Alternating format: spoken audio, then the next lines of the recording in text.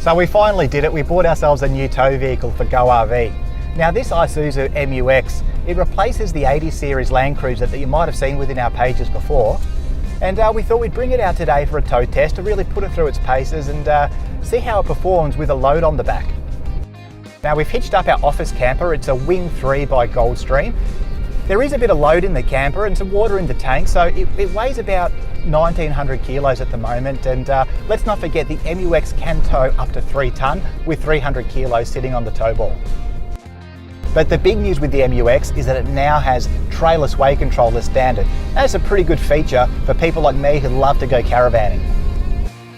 Now unfortunately Isuzu doesn't recommend and can't endorse the use of a weight distribution hitch with the MUX. They tell me that although the genuine Isuzu tow bar has been fully tested, statically and dynamically, using a weight distribution hitch will change the entire setup to something that they haven't tested before.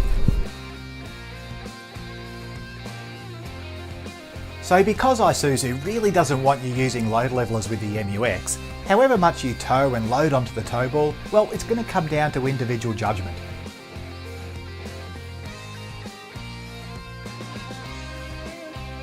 Now it shares the same engine as the D-Max. It's a 3 litre 4-cylinder turbo diesel that puts out about 130 kilowatts of power and 430 newton meters of torque.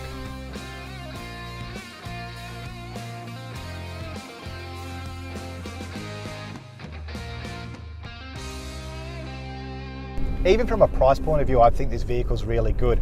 That's the mid-spec LSU with a 6-speed manual transmission, just around about the 50k mark depending on where you go. I think that's pretty good value. Now I've only had this vehicle about a week, but you know what, to be honest, there is one thing that bugs me about it, and that's the phone integration system with the in-dash media player. For some reason, every time I get into the car, start the ignition, it will just randomly play a song from my phone. It does get a little bit annoying. Now I've researched it, and apparently this problem is not unique to Isuzu. It happens a fair bit. It doesn't seem to be a way to turn it off, or at least none that I can see so far. Now from a family touring point of view, I think the MUX does reasonably well. It's not as wide as, say, the Toyota Kluger, but obviously it's a different vehicle for a different purpose. But the point is, we've got 3 kids. Now 2 of those kids have to sit in booster seats. Now our eldest child, who's 11, ideally he'd sit in the 3rd row seating in the cargo area. But I also need to carry a lot of gear, and that sometimes means he has to squeeze in between those 2 booster seats, and it does get a little bit tight for him.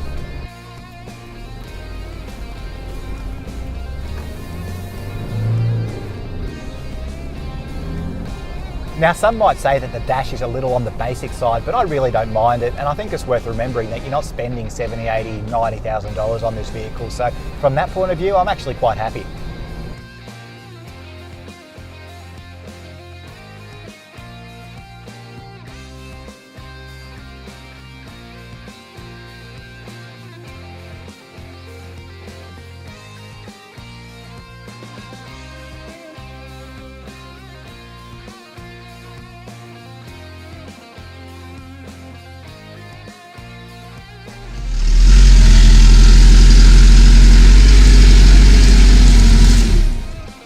So sitting on about 100 kilometres an hour in 5th gear on the open highway, this MUX, it really is a stable towing platform. There's no side sway, we're not being pushed around by the van or the wind. Honestly, I'm really happy with the way this vehicle is performing so far.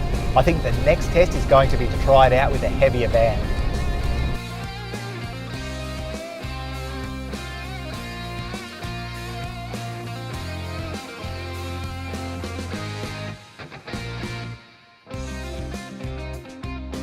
And a bit of a shout out to the guys at Pakenham Isuzu in Victoria. Now the crew there, they were really helpful, very knowledgeable about the product as well.